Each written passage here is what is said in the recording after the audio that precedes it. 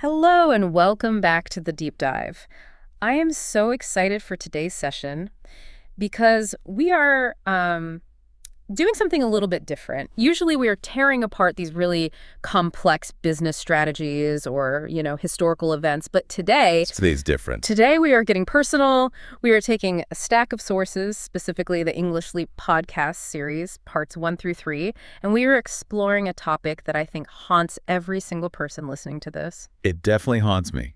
I can say that for sure. Me too. We are talking about morning motivation, but we're looking at this specifically through the lens of language learning. Right. And the sources themselves are designed for people learning English. Exactly. So we are going to respect that today. Okay. We're going to keep our language clear. We're going to keep the pace a little more relaxed. Yeah, we want to make sure everyone can follow along. And I think that approach is actually perfect for the topic itself. It really is. Yeah. Because if you are listening to this, where are you right now? That is the question, isn't it? You might be in your car, driving to work. You could be in the shower. But there is a very, very good chance, just, statistically speaking, that you are currently lying in bed. Oh, yeah. You are warm. You are under a heavy blanket. And you are having a debate with yourself about whether or not you should actually get up. Oh, I know that debate. It is the most intense negotiation of my entire day, and it happens before I've even opened my eyes. It really is. And our mission today is to help you win that negotiation. Mm-hmm. We're going to deep dive into the secrets of staying motivated in the morning based on the psychology we found in this audio series. Okay. We're going to look at why we fail, why we quit, and how to change the script. And we have some help. The source material introduces us to two characters who are going to guide us through this. We have Anna and Jake. Right. And these aren't just, random names. They represent archetypes, or like the two voices that live inside your head every single morning. Yes. First, you have Anna. Anna is the person I wish I was. She is the ideal, isn't she? Anna is the guide. She is logical. She's calm. She's organized. A perfect student. Exactly. When Anna wakes up, she doesn't hit snooze. She is the voice of reason that says, you have goals, let's go achieve them. And then you have Jake. And I have to be honest with you, I am Jake. I feel like Jake is my spirit animal. Jake is the relatable friend. So relatable. He is messy. He is tired. He is the voice that says, I know we have goals, but this pillow is really soft. He's the resistance. He's all of us. And in the sources, we see these two interacting. It isn't just a lecture, it's a conversation. A conversation between the part of you that wants to work and the part of you that just wants to sleep. And that conflict, that brings us right to the core problem, the why. Why is morning motivation so hard? Yeah, what's really going on? And more importantly, what kind of motivation do we actually need? Because I think most people get this completely wrong. What do you mean by that? Well, when you think of the word motivation, what's the first image that comes to your mind? Oh, that's easy. I think of a sports movie. You know, the coach in the locker room. Yeah. He is screaming. His veins are popping out of his neck. He is shouting, let's go, run up that hill. Pain is weakness leaving the body, that kind of thing. Right. High energy, shouting, aggression. Basically, a drill sergeant. Exactly. Yeah. But the source material, Anna and Jake, they make a really fascinating point here. They argue that this shouting style is actually the worst possible thing for you in the morning. Really? But sometimes I feel like I need someone to yell at me just to get me moving. You might think that. Yeah. But think about the psychology. When you are waking up, Yeah.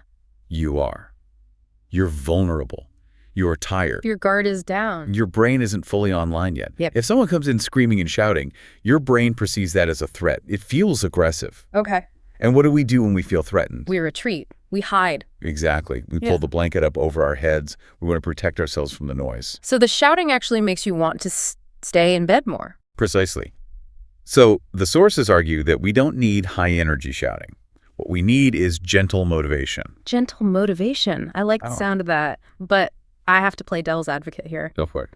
Gentle sounds a little bit weak. It sounds like, oh, it's okay if you don't do it. How does gentle motivation actually get results? That is a great distinction to make. Gentle doesn't mean weak, and it definitely doesn't mean permissive. It means supportive. Okay, supportive how? The analogy the source uses is that you don't need a coach screaming in your face. You need a friend walking beside you. Imagine the difference there. A friend says, I know you're tired. It's okay. I'm tired too. Let's just walk to the corner together. I like that. That is gentle motivation. It validates your feeling, but it still moves you forward. I see. So it removes the shame. The drill sergeant makes you feel bad for being tired, Yes, but the friend accepts it and helps you anyway. precisely. And that leads us directly into the first major section of our analysis. The source calls this the dramatic quitter moment. Oh, this is my favorite part of the whole series. Jake tells this story in part 1, and I laughed out loud because it is so ridiculous, but it's also so accurate. Set the scene for us. What happens? Okay, so it is 7:01 a.m. Jake's alarm goes off, and the source says the alarm is singing a beautiful song. It's trying to be nice. It's a gentle alarm. It's trying, but Jake is not having it. He looks at the alarm and he says, and this is a direct quote, "No thank you, I am retiring from life today." Retiring from life. At 7 a.m., he isn't just quitting his job or quitting his English study, he is resigning from existence. It is so funny because it is so melodramatic. But let's deep dive into that feeling for a second. Why do we go there? Right. Why does our brain jump to such an extreme conclusion just because we have to wake up? It feels like a tragedy, doesn't it? In that one moment, the bed is warm, the air is cold, and all the responsibilities of the day feel so heavy. Yeah. Just feels safer to quit. It is a defense mechanism. Your brain is trying to conserve energy. It sees the day ahead as a threat to your comfort. So it offers you a way out. It offers you a deal. And this brings us to the trap that Jake falls into immediately after retiring. The 5 more minutes trap. The classic lie. I will just close my eyes for 5 more minutes and then I will feel fresh and ready to go. Why do we believe this? We have years, decades of data proving that sleeping for 5 more minutes actually makes us feel groggier. Right, it's called sleep inertia. You always wake up feeling worse. Always. But every morning, we believe the lie. Why? I think it's because we are desperate, we are bargaining, we think maybe today is the exception, maybe today 5 minutes will fix everything. It is a negotiation with a terrorist. And the terrorist is your own tired brain. That's good. You cannot win that negotiation with logic because your tired brain isn't logical. So how does Jake get out of it? If he has retired from life and he's now stuck in this 5-minute trap, what actually pulls him out of bed? Because he does get up. This is the key insight from this whole section. He doesn't get up because he suddenly feels energetic. He doesn't get up because he drank some magic coffee. He gets up because he remembers something external. He remembers the listeners. The people listening to the podcast. Right. He thinks there are people out there waking up to learn English. If they can do it, I have to do it for them. That is really interesting. So the motivation didn't come from inside him. No. It came from outside. Exactly. We often think of motivation as this, I don't know, this internal battery that we have to charge up all by ourselves. But the source is suggesting that motivation is often communal. It's social. It's social. When you're just doing it for yourself, it is so easy to let yourself down. You can say, I don't matter. But when you feel like others are relying on you or that you are part of a team, it overrides that desire to quit. It's accountability. It is accountability, but it is also connection. It's that friend walking with you idea again. If you are meeting a friend at the gym, you go.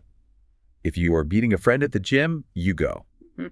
If you are going alone, you might stay in bed. So for our listeners who are learning English or learning anything, really this suggests you shouldn't do it alone. You can't. Find a partner. Find a community. Because on the mornings when you want to retire from life, that other person is the reason you get up. Precisely. Now, let's say we have succeeded. We listen to the friend, we ignore the drill sergeant, and we are physically out of bed. We made it. Now we face the next hurdle. And the source calls this the first victory. And there is a specific idiom they use here, and I think it's important. They say, showing up is half the battle. This is a very common idiom in English, but I want to stop and really unpack it for a minute. Showing up is half the battle. I've heard this a million times. But does it actually make sense? I mean, if I show up to a boxing match but I don't fight, I'm still going to get knocked out. Sure. Showing up really half the battle? That is a fair skepticism. But think about the context of morning habits. The battle here isn't the work itself. Okay. The battle is the resistance to starting. Ah, okay. The internal war. Right. It's physics, really. It takes more energy to start a car than to keep it moving. It takes more energy to get off the couch than to walk once you're standing. So Anna is arguing that the act of arriving, pressing play on the podcast, opening the textbook, putting on your running shoes, that is the hardest psychological hurdle you will face all day. So once you cross that line, the momentum starts to take over. Exactly. But there is a trap here, too. The source mentions the trap of feeling ready. Oh, I'm so guilty of this. I can't speak yet because I'm not ready. I can't start the project because I don't have the right software yet. Anna calls this out specifically for language learners.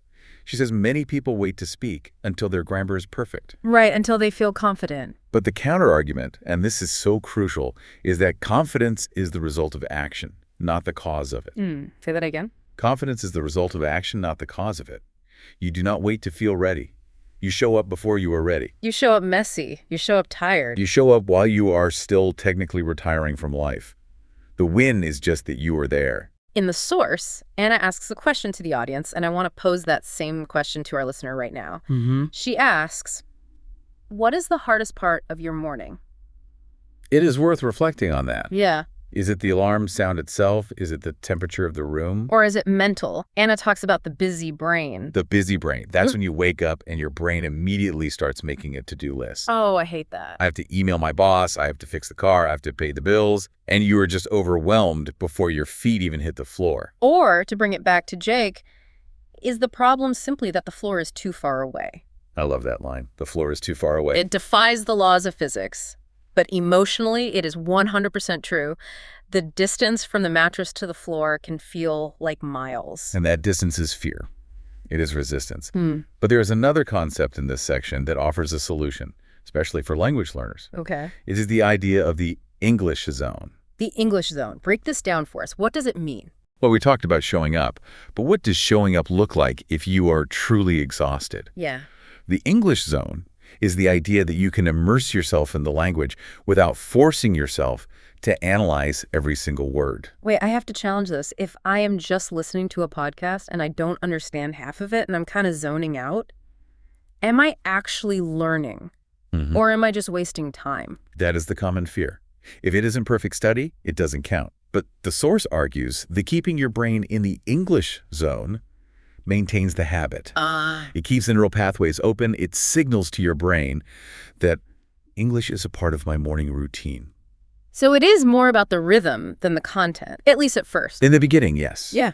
Just letting the sounds wash over you is a victory because you didn't switch to music. You didn't switch to the news in your native language. You speak in the zone. You stayed in the zone. That takes the pressure off. It does. You don't have to take a test every morning. You just have to be in the environment. Exactly. Low pressure, high consistency. Okay, so we have dragged ourselves out of bed. We are in the English zone. We have shown up. But now we have to actually do the work. We have to look at the textbook or the vocabulary list. And this brings us to section 3, the mountain. The English mountain. This is a metaphor used in the source. You look at the task ahead of you, learning a whole new language, and it looks like Mount Everest. It is huge. It is scary. It is freezing cold. And what is the natural reaction to standing at the bottom of Everest in your pajamas? You go back to the tent. You go back to bed. Exactly. Fear causes retreat. When we feel overwhelmed, our brain says, this is impossible, so why even try? And Jake's reaction is exactly this. He sees the mountain and says, nope, too big, back to sleep. So how does Anna fix this? She can't make the mountain smaller. The English language is huge. She can't change that fact. She can't change the mountain, no, but she can change how you look at it. Okay, how? She explains that the mountain is an illusion. It isn't one giant solid rock that you have to conquer in a day. It is made up of millions of tiny rocks, millions of pebbles. I see where this is going. You don't climb the whole mountain today. You just pick up one pebble. Exactly. The strategy is to shrink the scope. When you look at the word fluency, you freeze. But can you look at one new word? Can you look at 3 minutes of listening? 3 minutes. That seems to be the magic number in the source. But again, I have to play a skeptic. 3 minutes. Come on. If I only study for 3 minutes a day, I will be fluent in, what, 200 years? Is 3 minutes actually enough? This is the most common objection. Yeah. And logically, you are right. 3 minutes is not a lot of time. No. But psychologically, it is everything. And this leads us to the concept of momentum and the word non-negotiable. Non-negotiable. Yep. This is the first stop on our word tour for today. Let's deep dive into this word. Wow. What does it really mean to make something non-negotiable? To negotiate means to discuss terms, to argue. To try to get a better deal. Right. If something is non-negotiable, the discussion is closed. There is no meeting about it. The source uses the best analogy for this, and I want to spend a moment on it because it is so mundane, but it is so perfect. Brushing your teeth. It is the perfect example. Think about your morning today. Did you wake up, sit on the edge of the bed, and think, I don't know, did I feel inspired to brush my teeth today? Is it really my passion? Does brushing my teeth align with my spirit today? No, of course not. Yeah. I just did it. I don't even remember doing it. I walked into the bathroom, put the paste on the brush, and just did it. Why? Because I just do. It's what I do. I don't want my teeth to fall out. It's automatic. It is automatic. It is non-negotiable. You don't rely on motivation to brush your teeth. You rely on habit. Anna argues that we need to treat our English practice or whatever goal we have exactly like brushing our teeth. That is a huge shift. We always treat our goals as these special, optional things that we do only when we have the energy. Right. But you are saying we should treat them as boring, automatic hygiene? Exactly. Make it boring. Make it routine. Because if you make it a choice, you give yourself the option to say no. But if it is non-negotiable, you bypass the decision fatigue. You do. And that brings us back to the 3-minute rule. The reason 3 minutes works is because you can make 3 minutes non-negotiable. Right. Can't make 2 hours of intense study non-negotiable. That's just too big for most days. You can always find 3 minutes. Always. And this connects to what the source calls the winner versus loser psychology. Oh, I like this part. Explain the winner effect. Okay. Imagine you set a goal to study for 1 hour. You wake up late, you're busy, you only get to study for 20 minutes. How do you feel? I feel like I failed. I didn't hit the goal. I feel like a loser. And how do losers perform the next day? Badly. They quit. They think, why bother? Exactly. Failure breeds quitting. Now let's flip it. You set a goal to study for just 3 minutes. You do the 3 minutes. How do you feel? I feel like I won. I did what I said I would do. I ticked the box. You are a winner, and winners keep playing. That small hit of dopamine, that feeling of, I did it, gives you the momentum to show up again tomorrow. So it is better to do 3 minutes and feel successful than to aim for an hour, fail, and feel like garbage. It protects your confidence. And the habit. It protects the habit. And over time, the habit grows. 3 minutes becomes 5. 5 becomes 10. But the foundation is that consistency. Speaking of consistency, the sources get a little bit nerdy here. I was surprised to see a math lesson in a motivation podcast, but here we are. Section 4, the math of consistency. I love this part. It so vividly illustrates why the pebbles matter so much. The source asks us to look at two numbers, 1.01 and 0.99. They look almost the same. A tiny difference. A tiny 2% difference. 1.01 is doing just a tiny bit more than your baseline. A 1% improvement. Okay. 0.99 is doing a tiny bit less, slacking off just a little bit. Okay, so let's run the numbers. You take 1.01, that 1% improvement, and you do it every day for a year. That is 1.01 to the power of 365. Okay. The result is 37.8. Wait. 37.8? Yes. You don't end up with 2 or 3. You end up almost 38 times better than where you started. That sounds like fake internet math. How is that even possible? It is the power of compound interest. In finance, we understand this, right? Money makes money. Sure. But in learning, knowledge builds on knowledge. The word you learned yesterday helps you understand the sentence you hear today. It compounds. So small efforts don't just add up, they multiply. Exactly.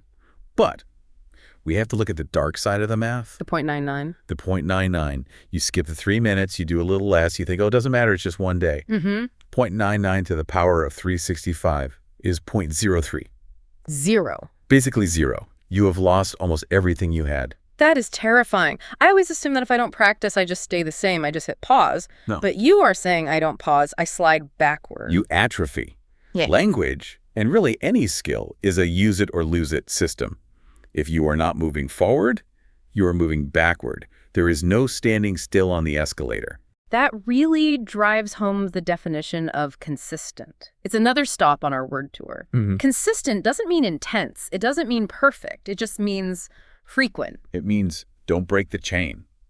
It implies reliability. And this is the antidote to the other word we defined, overwhelmed. Overwhelmed is seeing the mountain. Yes. Consistent is just looking at the pebble.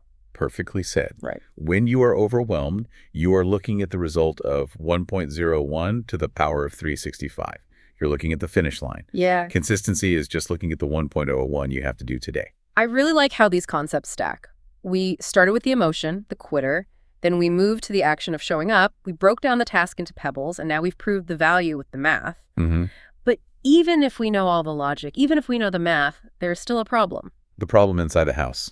The voice in our head. Section 5 is about flipping the script. Yeah. Because Jake, our relatable friend, he has a really nasty voice in his head. He does. And I think we all do.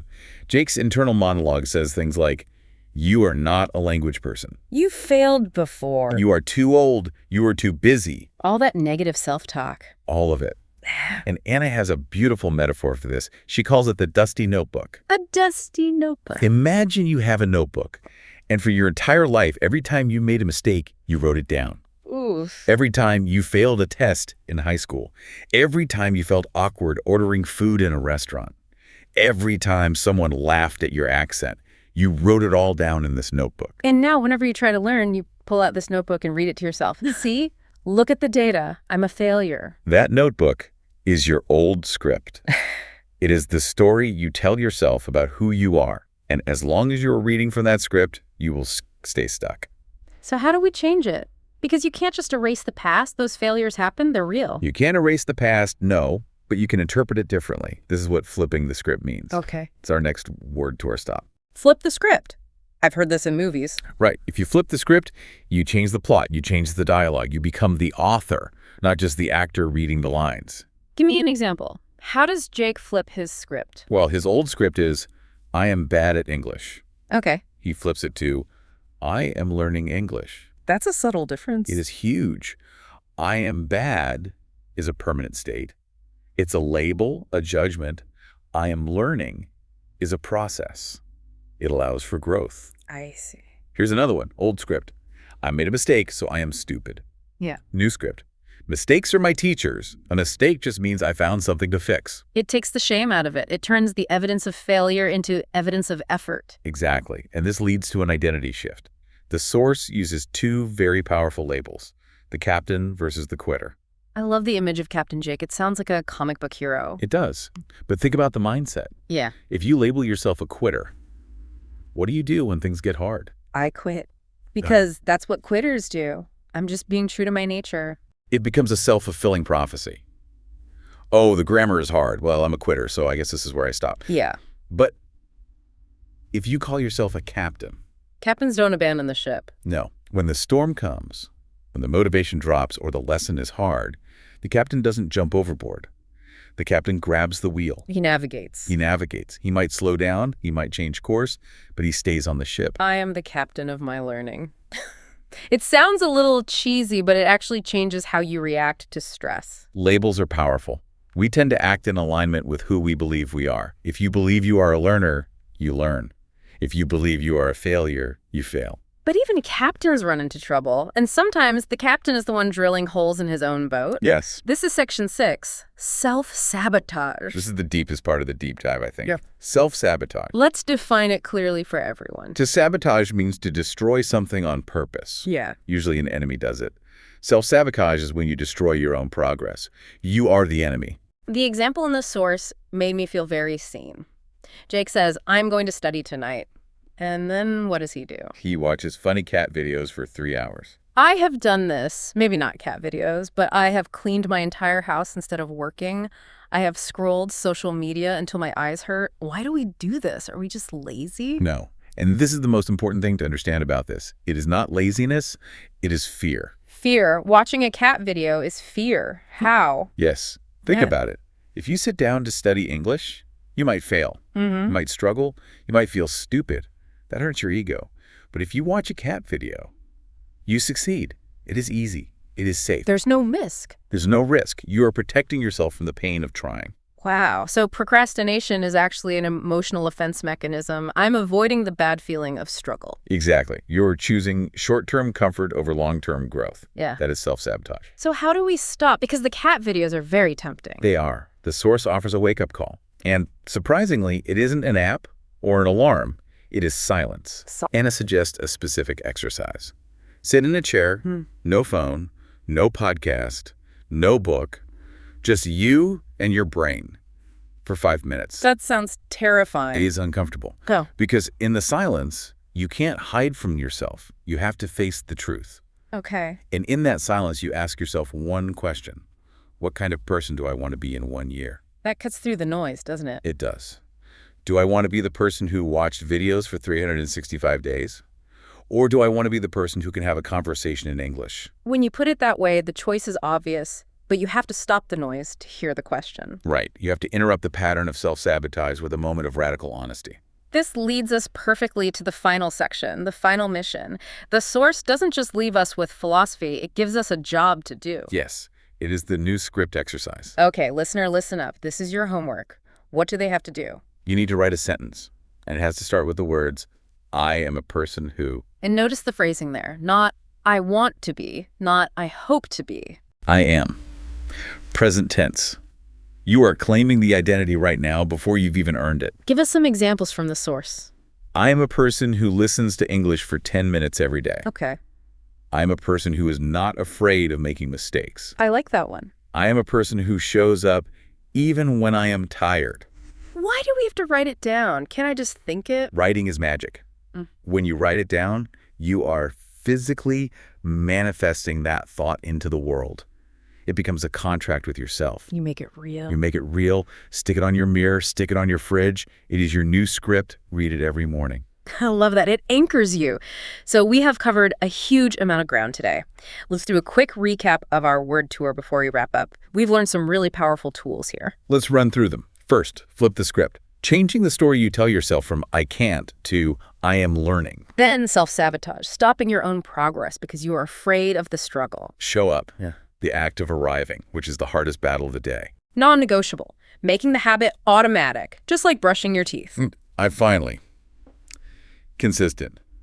Small pebbles. Every single day. The 1.01, not the 0.99. It's a complete toolkit for your mind. We went from being dramatic quitters wanting to retire at 7 a.m. to realizing that the mountain is just a pile of pebbles. To rewriting our identity from quitter to captain. It is a massive transformation. And remember, this is all happening before you even have breakfast. It really puts the morning struggle into perspective. It isn't just about waking up. It's about deciding who you are going to be today. I want to reiterate Anna's closing sentiment from the source material. She says, English is a long road, but a beautiful one. And she reminds the listener, she reminds you that just by listening to this, just by being here with us right now, you are doing better than you think. You showed up. That's the first victory right there. Before we sign off, I have one final thought. A provocative thought for you to carry into your day. We talked about brushing your teeth. Right. It's a silly example, but it's so powerful. The non-negotiable habit. I want you to imagine this. If you treated your English practice, or whatever dream you were chasing, exactly like brushing your teeth. Oh, okay. Meaning you never skip it, you never argue about it, you never negotiate with yourself. You just do it for 3 minutes, twice a day. No drama. Just do it. No drama. How different would your life look in exactly 1 year? Where would you be? Who would you be? That is a powerful image, the power of the mundane. Exactly. Consistency is quiet. It's not glamorous, but it changes everything. Well, on that note, thank you for joining us on this deep dive into the English Leap podcast. We hope this gives you the gentle push you need. Not a shout, but a hand on your shoulder to get out of bed, pick up your small rock, and start your day. Keep walking, keep learning. We'll see you next time.